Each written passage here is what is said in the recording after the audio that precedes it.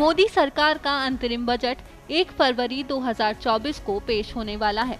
आम लोगों को उम्मीद है कि इस दौरान वित्त मंत्री निर्मला सीतारमण कुछ खास ऐलान कर सकती हैं। हालांकि अब एक रिपोर्ट में दावा किया गया है कि अंतरिम बजट 2024 में नई कर व्यवस्था के तहत टैक्स छूट में कोई बढ़ोतरी नहीं होगी। इससे पहले अटकलें थी कि नए टैक्स रिजीम के तहत टैक्स पेयर्स के लिए वोट ऑन अकाउंट में पर्सनल इनकम टैक्स छूट 7 लाख रुपए से बढ़ाकर 7.5 लाख रुपए किया जा सकता है।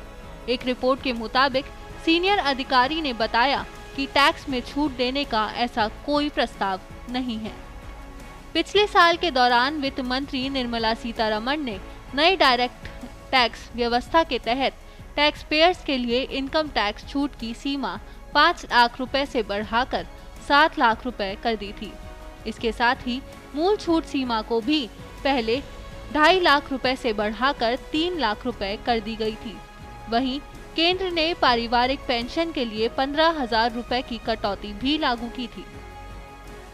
बजट 2023 के दौरान टैक्स स्लैब में भी बदलाव किया गया था। आयकर स्लैब को पहले के 7 से घटाकर 6 कर दिया गया था।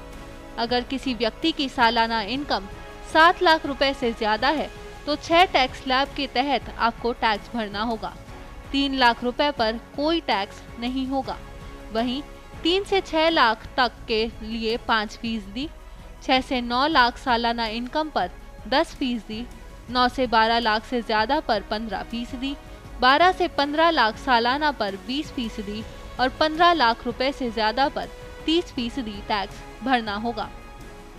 गौरतलब है कि नई टैक्स व्यवस्था को चुनने वालों को HRA, LTA, ATC, ATD और अधिक सहित विभिन्न छूटों और कटौतियों का लाभ नहीं मिलता है।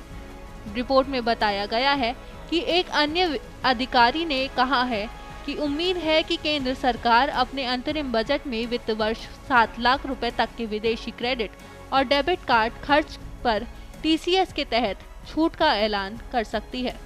सबसे ज्यादा नौकरी पेशा लोगों को सरकार से आयकर में छूट की उम्मीद होती है। हालांकि 1 फरवरी को इस बार अंतरिम बजट पेश किया जाएगा, इसलिए बहुत ज्यादा बदलाव की संभावना नहीं है। लेकिन सामने लोकसभा चुनाव भी है, इस कारण आयकर में राहत की उम्मीद की जा सकती है। दरअसल पिछले साल बजट में केंद्र सरकार के टैक्स धारकों को बड़ी राहत दी थी। 7 लाख रुपए तक की आमदनी पर कोई टैक्स नहीं देने का ऐलान किया था। इसके साथ ही वित्त मंत्री निर्मला सीतारमण ने बजट 2023 में नया आयकर स्लैब पेश किया था। इस तरह से अब टैक्स पेयर्स के सामने 2 विकल्प हैं, न्यू टैक्स स्लैब और ओल्ड टैक्स स्लैब।